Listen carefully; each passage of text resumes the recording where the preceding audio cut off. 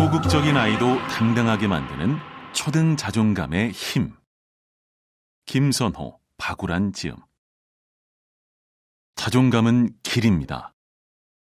아이는 초등 시기 학교 공동체에서 보다 많은 타인들과 함께하며 자신을 발견합니다. 서서히 부모가 아닌 다른 사람의 시선 속에서 자신의 존재를 자각하게 됩니다. 그렇게 존재를 느끼다 초등 고학년에 올라서서 사춘기를 맞이하면 이것이 자아상으로 고정됩니다. 자존감의 틀을 만들어버리는 것이죠. 그리고 평생을 그렇게 자신을 규정지은 채 살아갑니다. 안타깝게도 그 이후에 자존감을 바꾸기란 거의 기적과도 같은 일입니다. 초등 고학년, 자존감의 틀이 만들어집니다. 교직생활 10년 동안 5, 6학년 아이들 담임을 주로 맡았습니다. 그리고 해를 거듭할 때마다 늘 아쉬움에 밀려왔습니다. 내게 6개월만 더 이 아이들을 맡겨준다면 최소한 몇 명의 자존감은 조금이라도 튼튼하게 다져줄 텐데. 아쉽게도 아이들은 주섬주섬 흩어진 자존감 조각들을 맞추다 말고 중학교로 올라갑니다. 혼신을 다하다 못해 지쳐 신경성 위장염을 달고 사는데 왜 아이들의 자존감 회복 속도가 이렇게 더딜까? 왜 변화가 눈에 보이지 않을까? 내 교육 방식이 잘못된 건가? 학교 업무를 밀어놓고라도 일단 학급 아이들의 내면부터 살핍니다. 항상 자존감에 최우선을 두지만 자존감 회복의 속도는 늘 달팽이 걸음입니다. 이유는 한 가지입니다. 저 혼자 뛰고 있기 때문입니다. 같이 해야 합니다. 우리 초등아이들은 365일 중 190일 정도 학교를 나옵니다. 나머지 175일은 가정에서 보냅니다.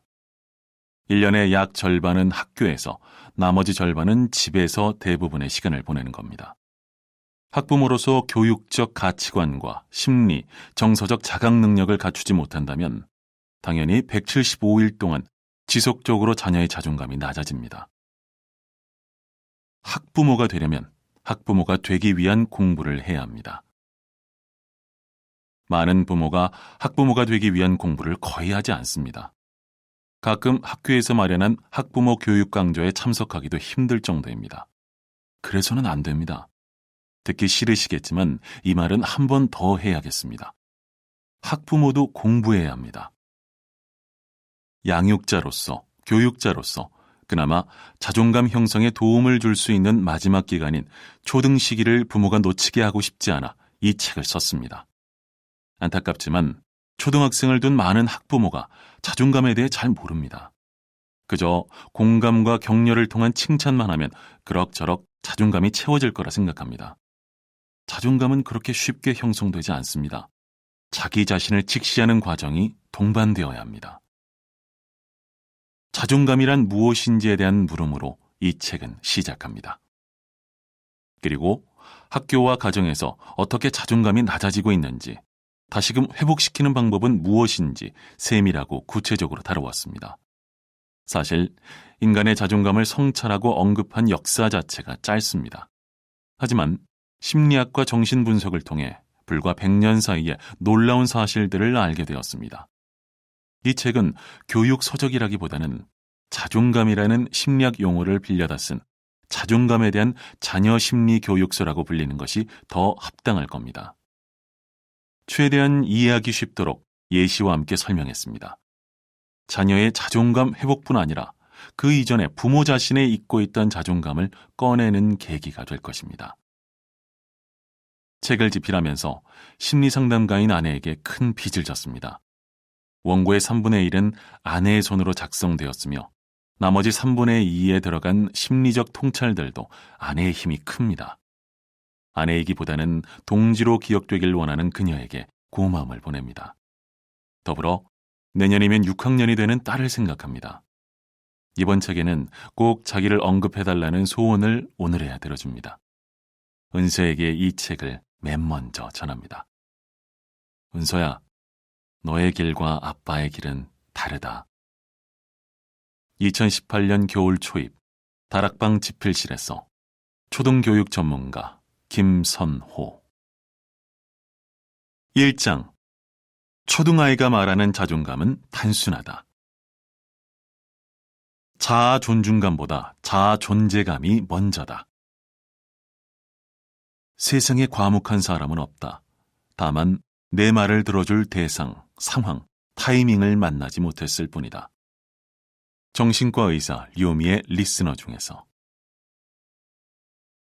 요즘 텔레비전 애완견 프로그램에 자주 등장하는 인물이 있다. 초등학생들에게 개통령으로 통하고 인기도 많다. 보듬 컴퍼니 대표 훈련사 강형욱이다. 그는 자신을 훈련사보다는 반려견 행동 전문가라고 한다. 그가 신문 인터뷰에서 언급한 말이 마음에 와 닿았다. 반려견의 자존감을 키우며 훈련하는 게 중요하다고 생각합니다. 그 말을 처음 듣고 처음으로 강아지의 자존감에 대해 생각해 보았다. 강아지에게 그저 때 되면 사료 챙겨주고 가끔 맛있는 뼈다귀를 선심 쓰듯 던져주고 변을 잘 치워주는 것만으로도 충분히 주인 노릇한다고 여겼다. 그런데 자존감까지 신경 써야 한다는 그의 말은 사실 충격에 가까웠다. 강아지의 자존감도 존중받는 시대. 대한민국 초등학생의 자존감은 어느 정도의 관심을 받고 있는지 되짚어보고 싶었다. 먹고 자고 공부시키는 것 이외에 초등 자녀의 자존감에 대해 신경 쓰기에는 너무 바쁘고 일상사에 지친 학부모가 많다. 그래도 학습력 못지않게 자존감의 중요성을 인식하고 어떻게든 자존감 있는 자아관을 형성시키려 애쓰는 모습도 보인다. 하지만 자존감이 무엇인지조차 잘 모르는 경우가 많다. 보통 우리는 자존감을 자아 존중감이라고 생각한다. 그 누가 뭐라 해도 자신에 대한 존중감을 놓치지 않는 것, 물론 아주 중요한 이야기다. 하지만 그 이전에 알아야 할 것이 있다. 자존감은 단지 자아 존중감만을 의미하는 것이 아니다. 더 근본에 자아 존재감이 형성되어 있어야 한다. 자아 존재감이 형성되지 않은 상태에서는 자아 존중감이 자라기 어렵다. 자아 존재감이라는 질 좋은 토양이 마련되어야 자아 존중감이 자리할 수 있다. 그래서 나는 자존감에 대한 알고리즘을 다음과 같이 단순화해서 표현한다. 자존감은 자아 존재감과 자아 존중감의 합이다. 자아 존재감이란 쉽게 표현해서 내가 여기 있음을 안다는 것이다. 대부분의 사람들은 당연히 내가 여기 있다고 생각한다. 하지만 인간은 매우 나약한 심리를 지녔는데 누군가 나를 바라봐주지 않으면 내가 여기 있음을 느끼지 못한다. 예를 들어 철수가 모든 과제 발표를 맡았다고 하자. 열심히 준비해서 수업 중 교실 앞에서 PPT 자료를 성의 있게 발표했다.